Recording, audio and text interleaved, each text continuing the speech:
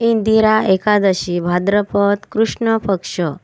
महिष्मती नगरीचा राजा इंद्रसेन अत्यंत धार्मिक तसाच दानवीर व शूर पण होता. लक्ष्मी नारायणाचा तो परमभक्त होता. लक्ष्मी नारायणाच्या अनेक मंदिराची स्थापना आपल्या राज्यात त्याने केली होती. राजा भल्या पहाटेस रोज गंगा स्नानास जात असे.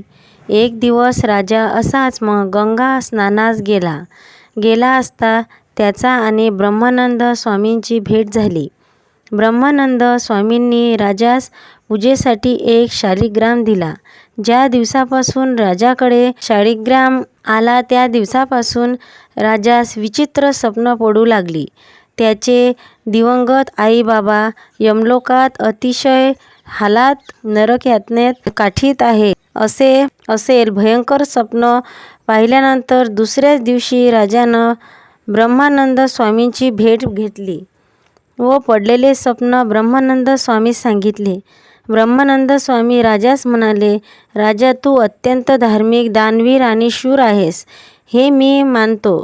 तुझे आई वडील जिवंत असताना तू त्यांची मनापासून सेवा केलीस, पण ते दिवंगत झाल्यावर त्यांच्यासाठी तू काहीच केले नाही. कदाचित त्यांच्या पूर्वजन्मानुसार कर्मगतीमुळे त्यांना नरकयातना प्राप्त झाली असेल, पण त्यांना सद्गती प्राप्त होऊन स्वर्गप्राप्ती होण्यासाठी तुला आता इंदिरा एकादशी व्रत करावे लागेल.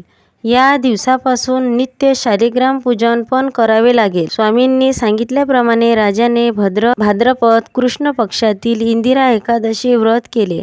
त्यामुळे राजाचा दिवंगत आईवडील स्वर्गप्राप्ती झाली.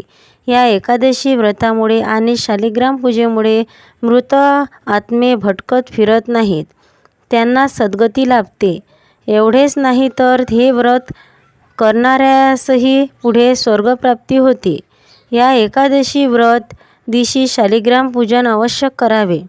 या व्रतापासून आणखी फायदे असे आहेत, लहान मुलांना कुणाचीही नजर लागत नाही, घरात कुणाचंही बाहेरची बाधा होत नाही.